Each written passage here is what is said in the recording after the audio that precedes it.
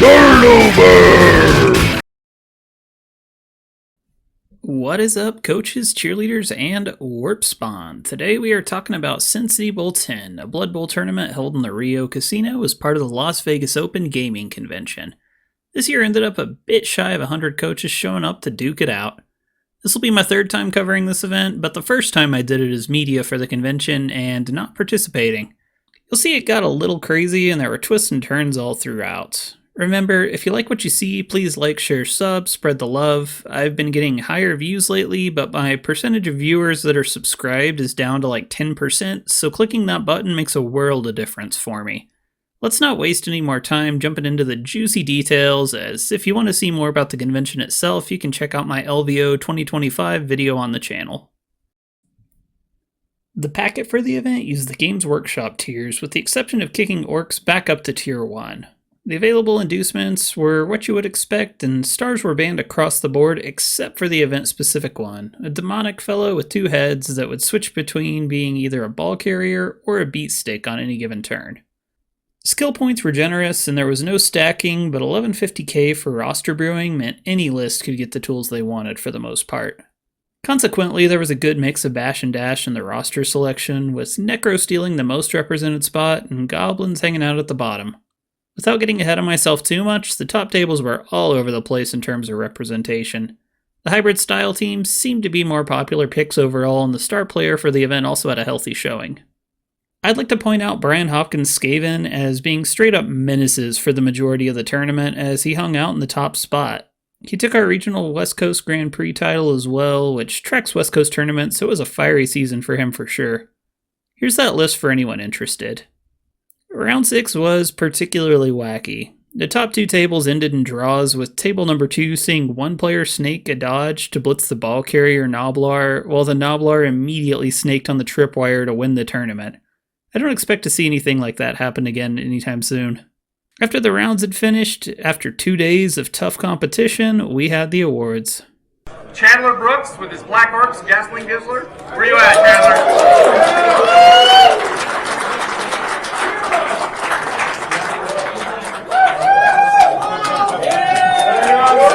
He stuck it out!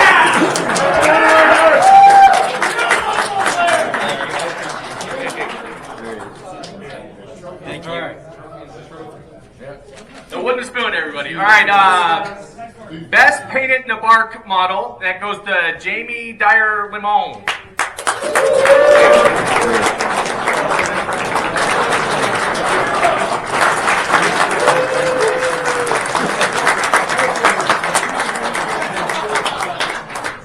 All right, best painted, and it was like seriously close. Scott Hartman with his Black Orcs.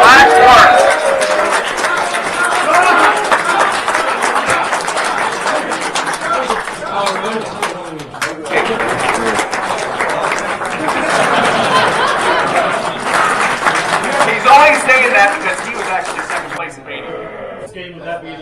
All right, Stunty Cup, which was at the second table, and he finished, I think, 5th overall. Colin, come on up.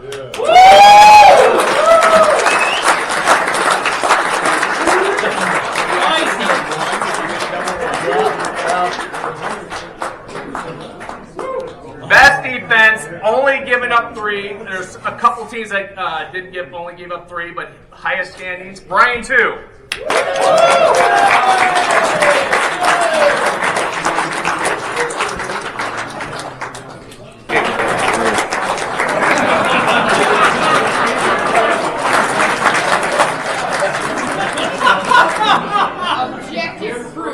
Best offense with 12, Blake Most.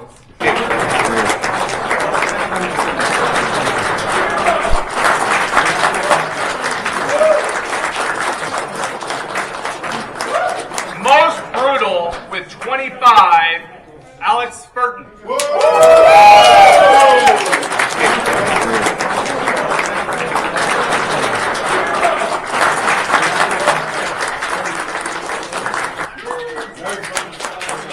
Third place, scraping by to get third, having a tie. That's Jason Weaver guy.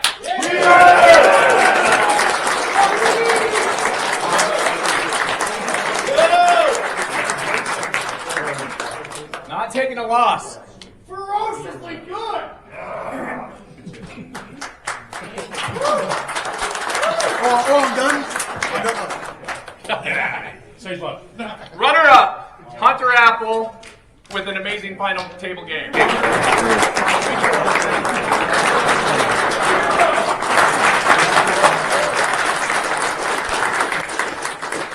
Winner, third year in a row from Texas. Different Texas coach, Mike Patterson. Get over here. Texas!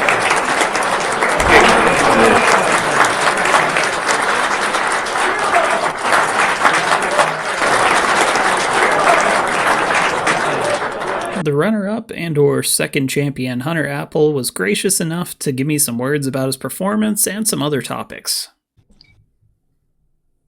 We are here today with Hunter, who was the runner-up, the secondary champion at Sin City Bowl 2025. How you doing today? Good. Thanks for having me. Yeah, definitely. So what was your trip like? What was the tournament experience? It was pretty smooth sailing for the most part. It's one of those tournaments that, being a big convention that has a lot going on, there's a ton of things that could go wrong. Luckily, they all skipped me, so That's good. Okay, list. Just give us a kind of your thought process in designing your list, if you want to. Yeah, I really, most tournaments, when you start looking at rules packets, the first thing that I try to look at is identifying where are the strengths inside of the rules packet. So most of the North American tournaments, they favor most North American tournaments have limits on skills. Mm-hmm. So there's certain teams that become unplayable when you can't have, a team with 6 dodge or 6 block or something. So that's one of the things I take note of. At this one, it didn't have a limit like that, and it also didn't have a limit like they have in Euro Bowl. So to me, some of the teams that stood out looking at this build, looking at the rule set, was Lizardmen, Dark Elves, and Gnomes. Mm-hmm.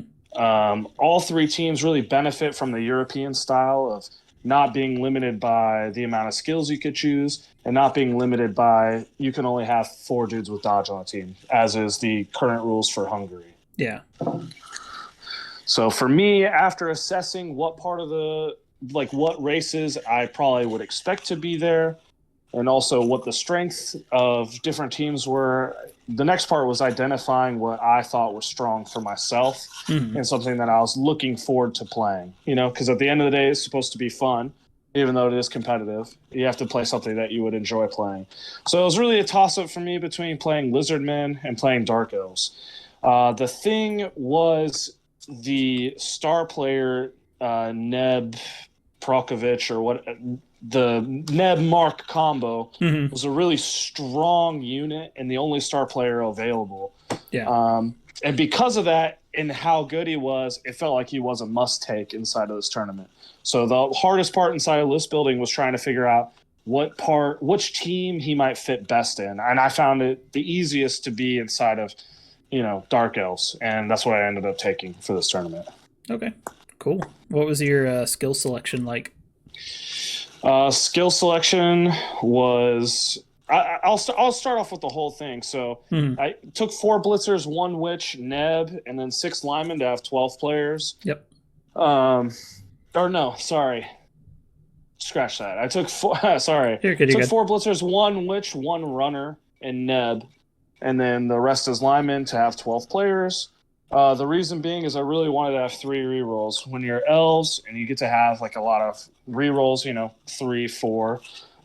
You get to take chances in the game and sometimes not lose to you dicing yourself. Mm-hmm. The skills that I chose was dodge on all the blitzers to just have guys that are harder to knock down. I took wrestle on a witch, more as a ball sacker, and I took leader on the runner to give myself that 3rd reroll. Well, we had 2 draws on the top tables in the final round, if I remember right. Yeah, we had, so it was me versus Weave. That was a draw. And then next to me was Baza and Brian. Mm-hmm. That was also a draw. So yeah, it was very top heavy for most of the tournament as well. There was a lot of very strong coaches that were in the room, and a lot of strong coaches were at the top tables. Yeah, Brian Hopkins hung out for like 5 rounds or something. That was kind of insane. Sure.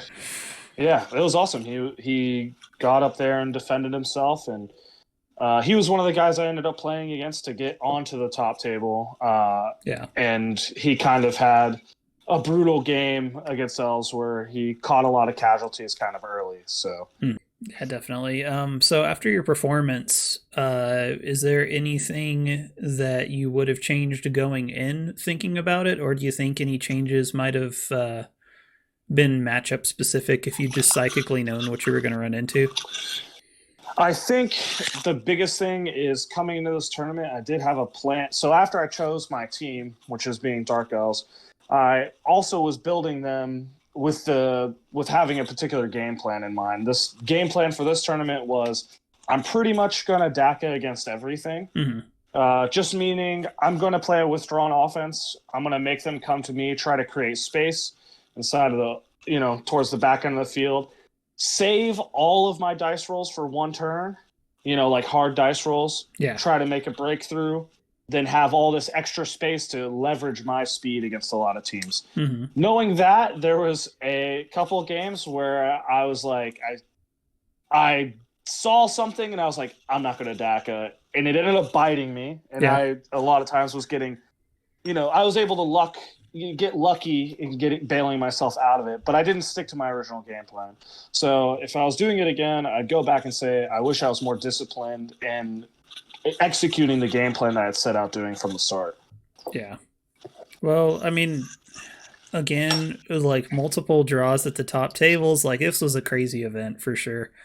So obviously you performed well. Like, that's what it is. And it's one of those things where it's going to come down to a lot to do with bonus points and stuff too. It's one of those things that round 3, you maybe could have had a chance at trying to go for a casualty to get 1 point or something like that. Like, you can't necessarily know, until it hits way down the road. But sometimes you have to find the moments where you can squeeze in extra points.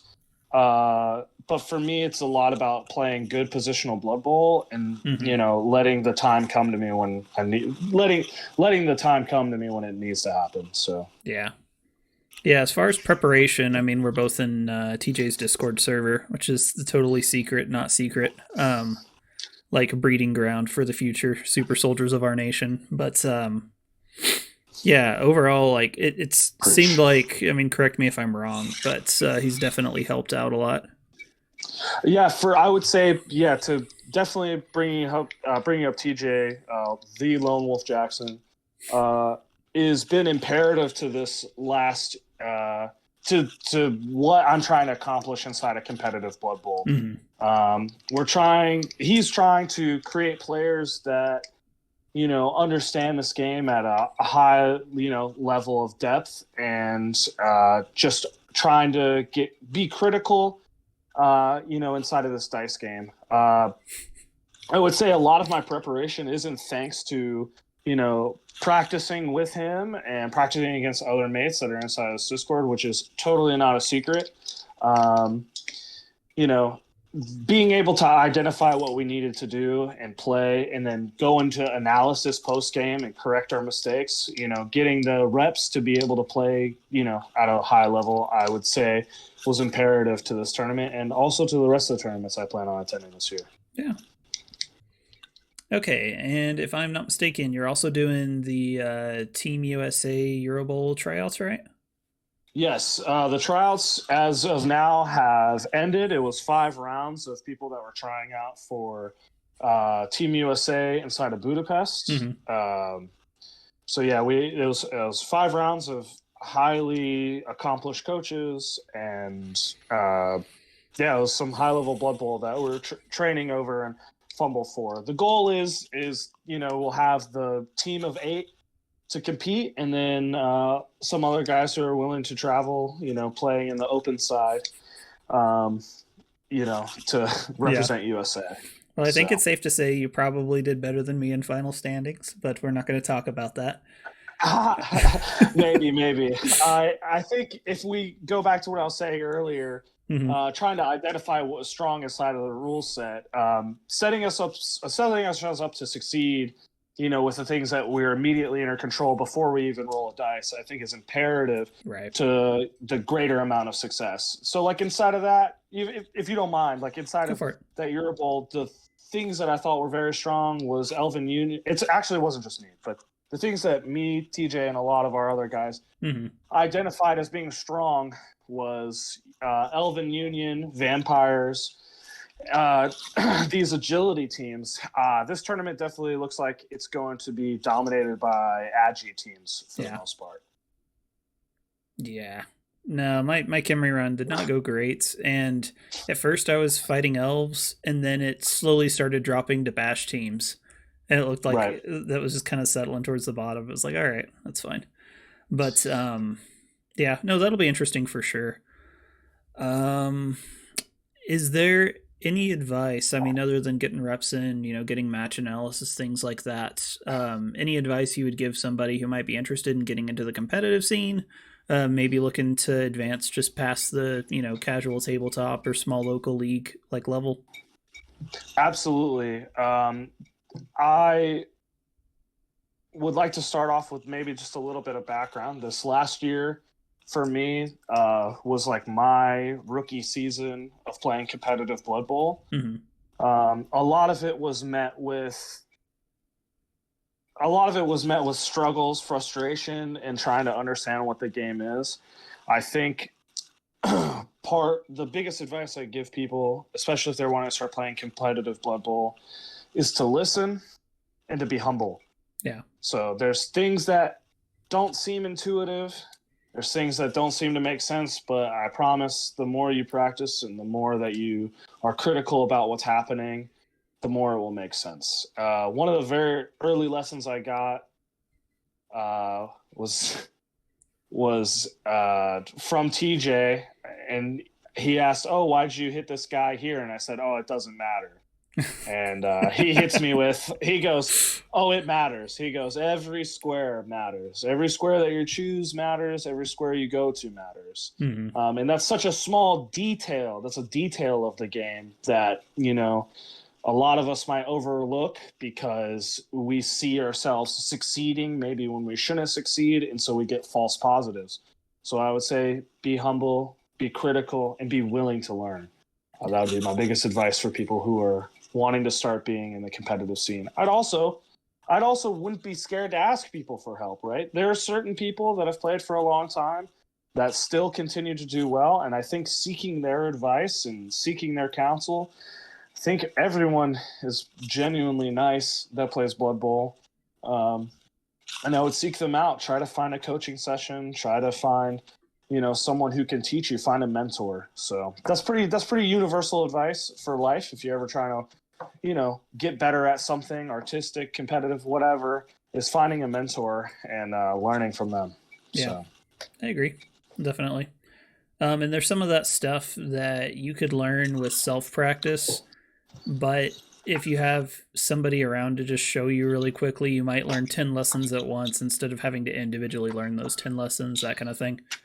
But sure, if you're someone who wants to play competitive, there is definitely, I think most people who are looking for that will eventually reach, they'll reach great play, right? But it'll just take them a long time. Finding a mentor or finding someone to teach you, it helps accelerate your growth, and then you won't get so beaten down, right? Yeah. You'll still have like the spirit and not be like, "Ugh, I'm slogging through this again."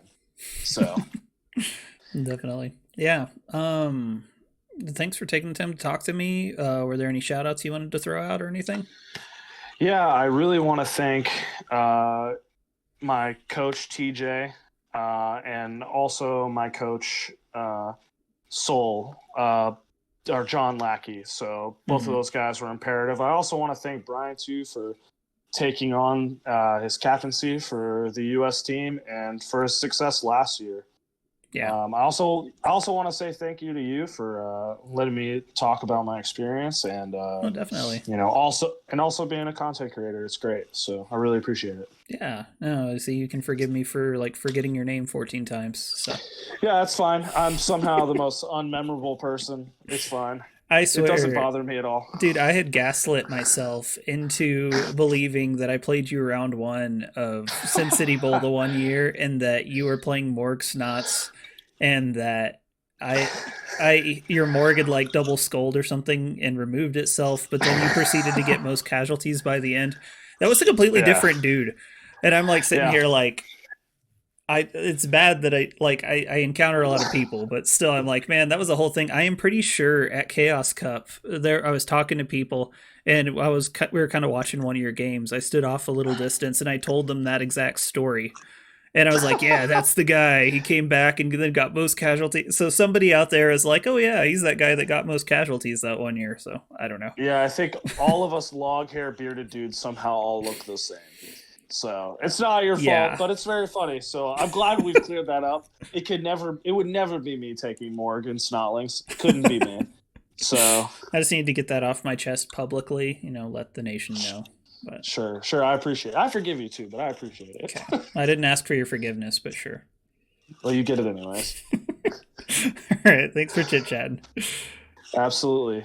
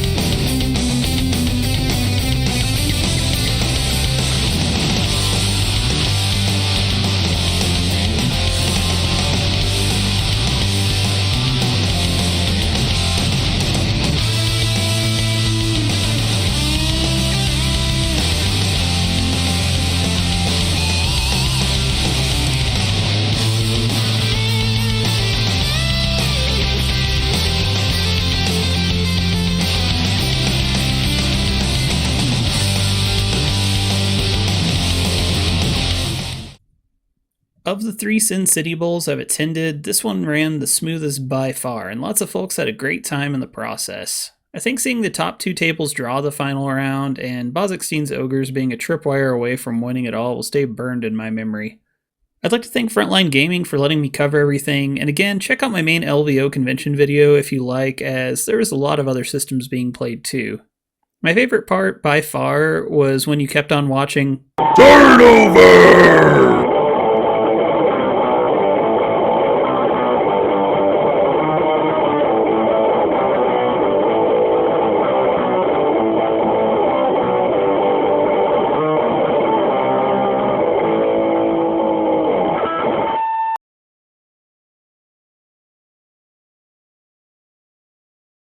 Are you watching the Super Bowl or whatever? Oh no, Six Nations is on. I've been watching Six Nations all day. What's that? It's the it's the better. First of all, it's the better sport.